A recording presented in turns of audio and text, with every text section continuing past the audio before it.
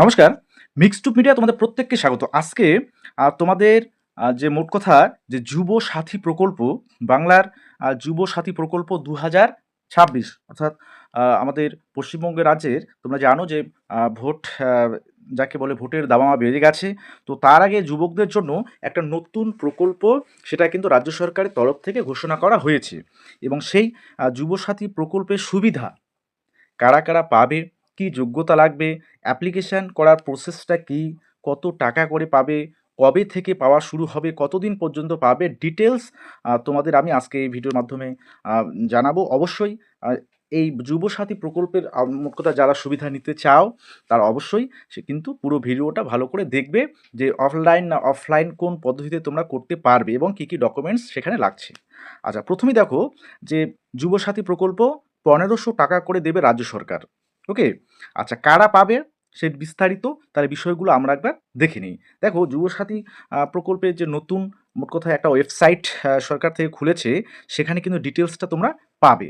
আচ্ছা, দেখো, যুবসাথী প্রকল্প বলছে বাংলার Yuvasathi is an welfare program launched by Government of West Bengal that aim to stand beside Bangla's youth job seekers, অর্থাৎ যারা বাংলায় জব এখনো পায়নি, মিনিমাম মাধ্যমিক পাস যোগ্যতা অর্থাৎ মাধ্যমিক পাস থাকলে তাদের পাশে কিন্তু সরকার প্রতি মাসে ১৫০০ টাকা দিয়ে তাদের কিন্তু মোট কথা হেল্প করার দিকে এগিয়ে যাচ্ছে। এটাই হচ্ছে যুবসাথী প্রকল্পের উদ্দেশ্য। ঠিক আছে? আচ্ছা, এবার এই যুবসাথী প্রকল্পে দেখো তোমাদের বিষয়গুলো ডিটেলস আমি দেখিয়ে দিচ্ছি। স্কিমের নাম হচ্ছে বাংলার যুব সাথী প্রকল্প। আচ্ছা, launched by government of West Bengal. Beneficiaries young youth from West Bengal. আচ্ছা, সেশন 2026 টু 7। অ্যাপ্লিকেশান মোড হচ্ছে অনলাইন। আচ্ছা, start date of application February 15, 2026, অর্থাৎ আগামীকাল থেকে কিন্তু এই যুবসাথী প্রকল্পের যে অনলাইন অ্যাপ্লিকেশান সেটা কিন্তু শুরু হচ্ছে। হ্যাঁ, এমন হচ্ছে ১৫০০ টাকা দেওয়া হচ্ছে ওয়েবসাইট। এই ওয়েবসাইটে দেখো বাংলার যুবসাথী, হ্যাঁ, .gov.in, এই ওয়েবসাইটে মোট কথা তোমরা ভিজিট করলে সেখান থেকে এই আবেদন করতে পারবে। আচ্ছা, এবার এলিজিবিলিটি ক্রাইটেরিয়া কী কী আছে, কারা এই প্রকল্পের সুবিধা পাবে। দেখো, the application form will be only be accepted if you meet the following criteria. তো কোন কোন ক্রাইটেরিয়া লাগছে? Applicants age should not be more than 40 years and less than 20 years as on August 15, 2026, অর্থাৎ 15ই আগস্ট 2026 অনুযায়ী যাদের বয়স 21 বছর থেকে 40 বছরের মধ্যে তারা কিন্তু এই যুব সাথী প্রকল্পের আওতায় আসবে, তারা এলিজেবল। পাশাপাশি the applicant should B A resident of West Bengal, West বেঙ্গলের বাসিন্দা হতে হবে। The applicant must have completed class 10 মাধ্যমিক from WBSE, CBSE, ICSE board, অর্থাৎ মাধ্যমিক পাস হতে হবে। সে পশ্চিমবঙ্গ মধ্যশিক্ষা পর্ষদের আন্ডারে হোক বা CBSE বোর্ড থেকে হোক বা ICSE বোর্ড থেকেই হোক। If you are availing any scholarship from the state or central government you are also eligible. যদি কেউ রাজ্য সরকারের কোনো স্কলারশিপ পেয়ে থাকে বা সেন্ট্রালের কোনো স্কলারশিপ পেয়ে থাকে তারাও কিন্তু এলিজেবল হবে। ওকে? আচ্ছা, এবার এলিজেবল কারা নয়, দেখো, applicants from state other than West Bengal, West বেঙ্গলের বাইরের কোনো স্টেটের সেখানে কেউ কিন্তু অ্যাপ্লাই করতে পারছে না। If the applicant is working as a full time or part time jobs, যারা ফুল টাইম বা পার্ট টাইম কোনো জব করে তাদেরকে কিন্তু এই সুবিধাটা তারা পাবে না, এই প্রকল্পের আওতায় তারা এলিজিবল নয়। Applicant who have not completed class 10, যারা মাধ্যমিক পাস করেনি তারা কিন্তু এই প্রকল্পের সুবিধা পাবে না। Those who are recipients of Yuvashree scheme বা যুব উৎসব, হ্যাঁ, প্রকল্প, এই প্রকল্পের আন্ডারে যারা আছে, হ্যাঁ, তারাও কিন্তু এক্ষেত্রে যুবসাথী প্রকল্পের আওতায় আসবে না বা তারা এলিজিবল নয়। ঠিক আছে? আচ্ছা, তো আগামীকাল থেকে সেটা শুরু হয়ে যাচ্ছে। কিভাবে তোমরা রেজিস্ট্রেশন করবে? দেখো, এই যুবসাথী প্রকল্পের অ্যাপ্লিকেশান এবং কী কী ডকুমেন্টস লাগছে সেটা আমি তোমাদের একবার দেখিয়ে দিই। আচ্ছা, প্রথম কথা যে অ্যাপ্লিকেশানের প্রসেসটা কী হচ্ছে। দেখো, আগামীকাল থেকেই সেটা শুরু হয়ে যাচ্ছে এবং প্রথমে তোমাদের ভিজিট করতে হবে অফিসিয়াল ওয়েবসাইট, অর্থাৎ আমরা যে ওয়েবসাইটে বর্তমানে রয়েছি সেই অফিসিয়াল ওয়েবসাইটে যুবসাথী, সেই ওয়েবসাইটে ভিজিট করে রেজিস্ট্রেশন অপশান একটা আসবে সেটা সিলেক্ট করতে হবে এবং সেখানে একটা অ্যাকাউন্ট ক্রিয়েট করতে হবে। ওকে? আচ্ছা, স্টেপ 3 বলছে enter your name, date of birth, father's name as per Aadhaar অনুযায়ী, আধার কার্ড অনুযায়ী তোমার নাম, বাবার নাম, ঠিক আছে, ডেট অফ বার্থ এগুলো দিতে হবে। Fill other information like mobile number, email address, হ্যাঁ, মেরিটাল স্ট্যাটাস ডিটেলস তোমাকে দিতে হচ্ছে। তারপরে ওটিপি জেনারেট হবে মোবাইল নাম্বার দেওয়ার পরে বা ইমেল আইডি দেওয়ার পরে, সেই ওটিপি ভেরিফাই করতে হবে। Provide additional details and click on register, এবং সেখান থেকেই তোমাদের প্রথমে রেজিস্ট্রেশনটা করতে হবে। ঠিক আছে, অ্যাডিশনাল ডিটেলস বাকি দিয়ে after successful registration you will be given a user name, note it down and click okay. অর্থাৎ এরপরে একটা ইউজার নেম আসবে, সেই ইউজার নেমটা অবশ্যই নোট ডাউন করে রাখতে হবে। তারপরে ওকে বাটনে ক্লিক করে তোমরা কিন্তু অ্যাপ্লিকেশনটা দেখো, ওকে বাটনে ক্লিক করবে, তারপরেই তোমাদের হচ্ছে অ্যাপ্লিকেশন সাবমিশন। তারপর লগ ইন করবে। Once you received the log in details follow this steps to fill out the application form. এবার অ্যাপ্লিকেশন ফর্ম থাকবে, সেই অ্যাপ্লিকেশন ফর্মটাও আমি দেখিয়ে দেবো যে সেখানে কী কী আছে এবং কোন কোন বিষয়গুলো তোমাদের ফিল আপ করতে হচ্ছে। আচ্ছা, এবার বলছে অফিসিয়াল পোর্টালে ভিজিট করে লগ ইন করবো আমরা। আমাদের লগ ইন অপশান অর্থাৎ লগ ইন ডিটেলস যখন পেয়ে যাচ্ছি, তারপর application ID, password, academic session, here then click on log in অপশানে ক্লিক করতে হবে। ও ভেরিফাই ওটিপি করতে হবে। তারপর হচ্ছে when the dashboard open select the apply for Yuvasathi option. তারপরে যুবসাথী যে যে অ্যাপ্লাই ফর যুবসাথী যে অপশানটা, সেখানে ক্লিক করে তোমরা কিন্তু যুবসাথীর অ্যাপ্লাই করতে পারবে।